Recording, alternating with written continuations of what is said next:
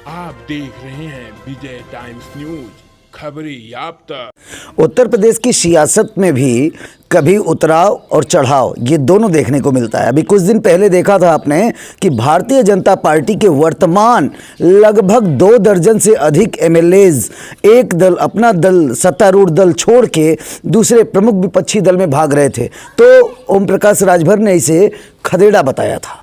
लेकिन जब विपक्ष के ही दल से पूर्व मंत्री रहे तारकेश्वर उपाध्याय उर्फ टुनटुन उपाध्याय जी जब जाते हैं भारतीय जनता पार्टी में, उनका दामन थामते हैं, तो आजमगढ़ की सियासत में नई सरगर्मियां पैदा होने लगती हैं। आज वो हमारे समक्ष मौजूद हैं।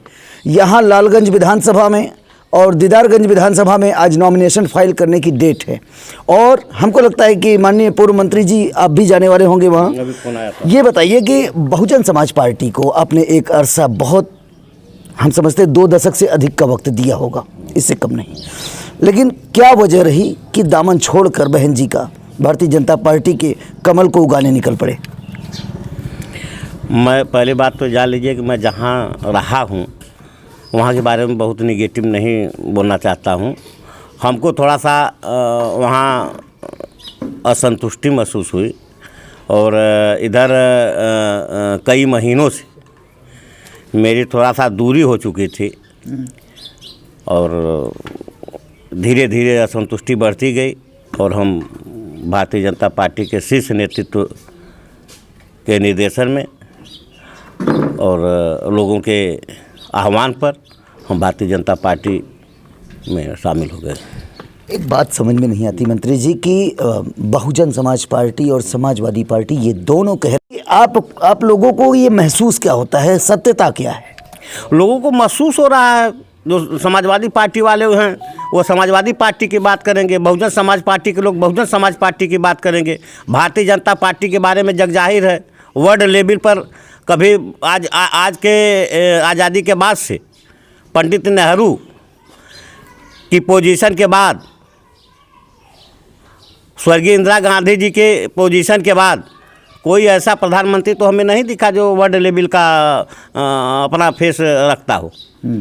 और भारतीय जनता पार्टी के बारे में जब दल है, लोग लड़ रहे हैं तो एक दूसरे की चर्चा लोग करेंगे और जनता ने महसूस करती है कि कौन क्या है, जनता महसूस करेगी। आप एक पूर्व मंत्री रहे बसपा में और उस शासन के दौरान बहुत सारे ऐसे कद्दावर नेता आपकी पार्टी के, पुरानी पार्टी के, अब कह सकते हैं कि रहे, नसीमुद्दीन सिद्दीकी, बाबू सिंह कुशवाहा, बादशाह सिंह और इवन बहुत सारे लोग, वो कैडर पार्टी को बाय बाय कह दिए। कारण आपको कुछ समझ में तो आता होगा। हम लोगों में ईमानदारी पूर्वक जब तक बहुजन समाज पार्टी में रहे 100% ईमानदारी पूर्वक रहे, इसमें कोई इफवट नहीं होता था और हम लोग लूटने खसोटने पैसा कौड़ी के चक्कर में कभी नहीं पड़े। हम लोग पार्टी का काम किए और संगठन में आप जान ही रहे हैं कि हम स्टेट लेवल पर काम किए। राजस्थान जैसे बड़े प्रदेश का प्रभारी हमको बनाया गया, हम स्टार प्रचारक रहे पार्टी के कई बार। बात बिगड़ गई, बात नहीं बनी, हम भारतीय जनता पार्टी की तरफ हो लिए।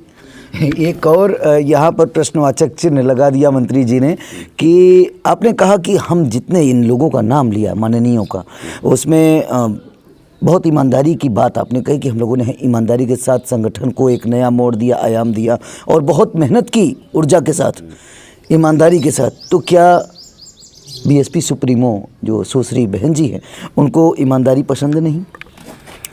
अब बहन जी के बारे में हमसे मत कुछ कहलवाइए क्योंकि अब वहाँ रहा हूँ तो कुछ बातें ऐसी होती हैं जो बोलना उचित नहीं होता है। हाँ, आज आपकी प्रत्याशी नामांकन करने जा रही हैं, उनके लिए क्या कहना चाहेंगे? अब हम जहाँ रहते हैं जानते हैं, ईमानदारी पूर्वक काम करते हैं। तो अब हम भारतीय जनता पार्टी के दामन के नीचे काम कर रहे हैं तो निश्चित तौर पर आजमगढ़ के इतिहास में इस बार आजमगढ़ ही नहीं, अगल बगल के ज़िले, ये पूर्वांचल मानिए कि जहाँ सीटें नहीं निकली थी, हम लोग पूरी ताकत लगा करके अपने लोगों को जोड़ेंगे।